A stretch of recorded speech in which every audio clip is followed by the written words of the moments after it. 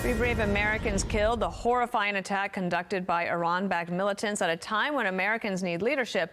The Biden administration is choosing to stay pretty tight-lipped, although maybe leaking behind the scenes on how it might respond. Listen here. I'm not going to telegraph what we might do in this instance or get ahead of the president, but I can, again, tell you that, as the president said yesterday, we will respond.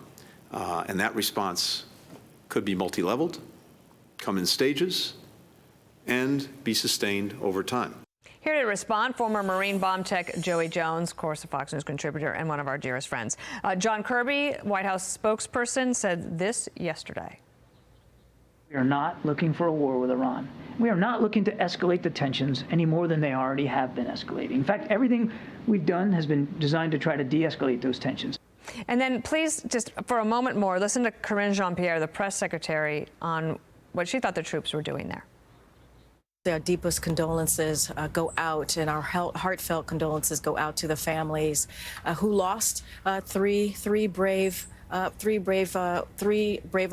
folks who are military folks, who are brave, who are always fighting, who are fighting on behalf of this administration, of the American people. Obviously, more importantly, we lost those souls.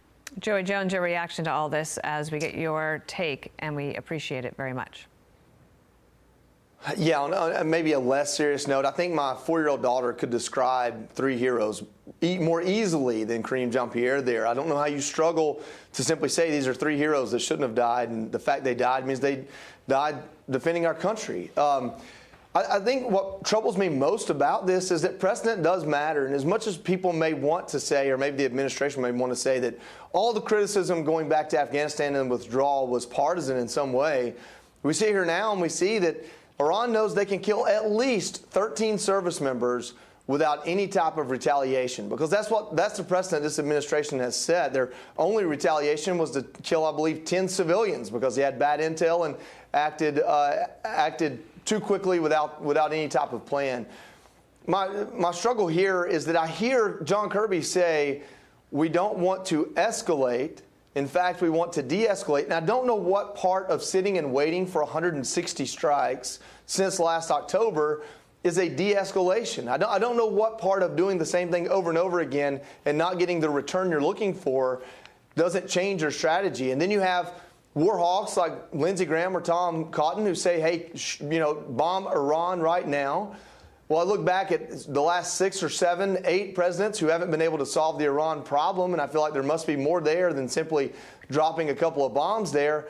And really what I do is I hope that we can just get through this current president's administration and get someone new in office that can have a coherent strategy. Right now, my honest-to-God opinion is that our military is entirely too discombobulated to feel like they can mount a strike that would de-escalate. And that's a terrible place to be in. Sergeant Kennedy Sanders was one of those who was killed in this attack, and her parents were on Fox and Friends this morning. Listen here.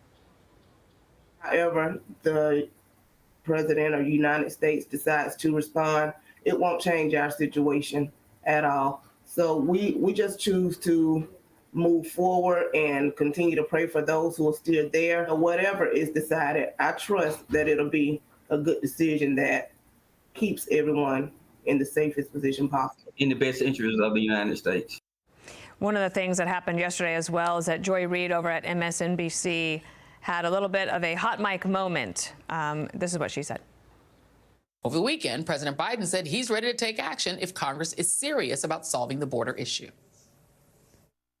If that bill were the law today, I'd shut down the border right now and fix it quickly. And Congress needs to get it done. Starting another war. So that was her talking about it, starting another war. One of the things Mike Pompeo said yesterday is that however we want to think about this, Iran is at war with us. Do you agree with that?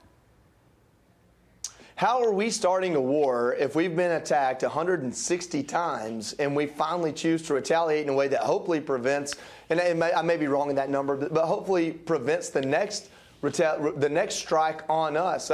If you want to say we started the war, then we started the war by having troops in Jordan, Iraq, and Syria to begin with. But President Biden made the choice to do what's called over-the-horizon capabilities and pull everyone out of Afghanistan. That puts a target specifically on those troops in the region.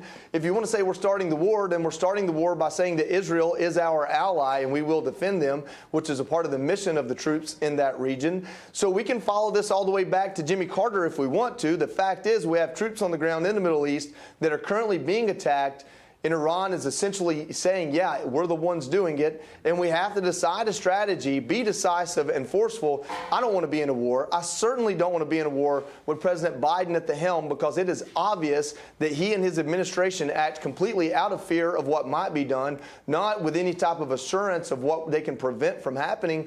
So we are in a rock and a hard place. That is the position we're in with this government. And then on top of that, we have a military that just truly feels disjointed. We have a Secretary of Defense that goes into the hospital. The president doesn't know about it. We have things that happen almost on a daily basis that makes us wonder, do we have the capability? I mean, when a drone from a terrorist organization can get through all of our defensive mechanisms and maybe even be mistaken for a U.S. drone, that shows a weakness in our own capabilities that is huge, that puts us behind the 8 ball on pretty much every adversary we have.